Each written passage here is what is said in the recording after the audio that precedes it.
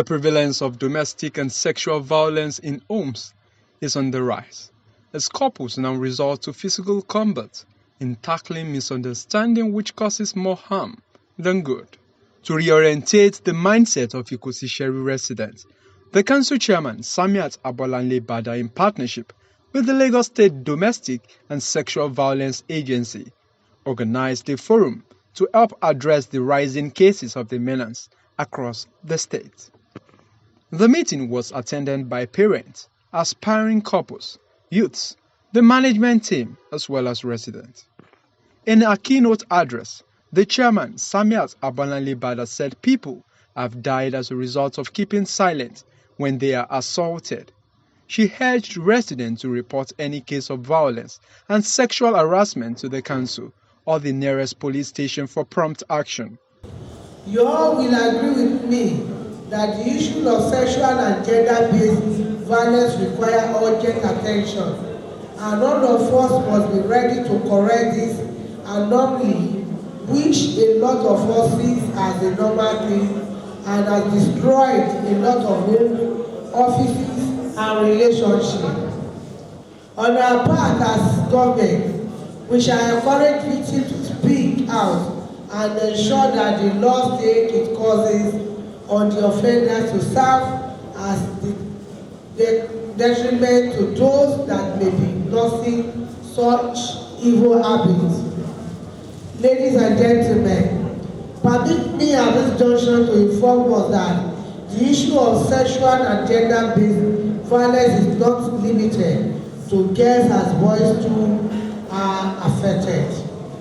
Sexual and gender-based violence is a fight we all must join hands to win, as anyone can be a victim.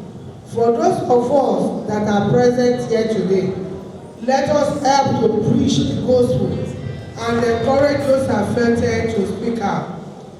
We want the personnel, the attendance community, development committee, CDA, community development association, CDA, women affairs, poverty alleviation, WAPA, youth council, religious and traditional leaders, MOH, APS, nurses, and other relevant community personnel to propagate the message against all odds. During the interactive session, the facilitators admonished parents to pay more attention to their homes, teach their children about sex education, and advise them when they undergo any form of sexual assault. The chairman in an interview said the advocacy is necessary to help reduce the number of avoidable deaths in the community, adding that anyone who feels insecure in his or her marriage should move out, rather than wait till the last minute when the partner has inflicted wounds and pains on the other party. It's very, very rampant, even most especially among men.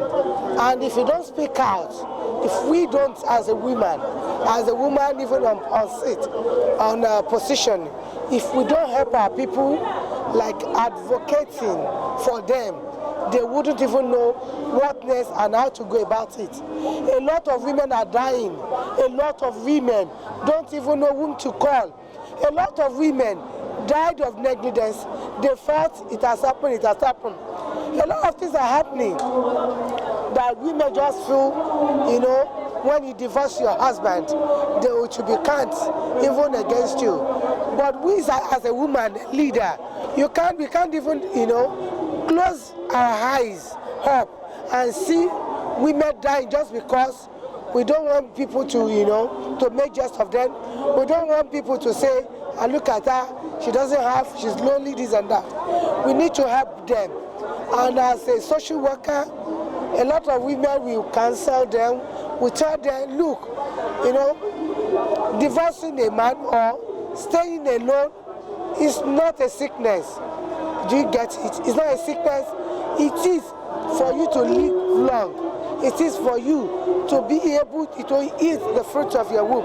And that is why you can see us putting all this together today to advocate, to enlighten our women, even our men, on what to do. I will encourage them, and I also want them to know that we as women, we need to know the temperaments of our men.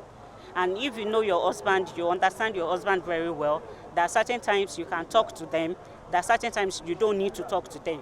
If they're already aggrieved or they are already edgy, you don't need to go to them and talk to them because you know they will react. So you must understand your spouse, you must understand your partner and know how to relate with them. And a little of patience here and there will also solve this issue because we have a lot on our table in Nigeria. So everybody is, edgy these days. So there's a need for us to calm down and, and exercise patience in everything we do.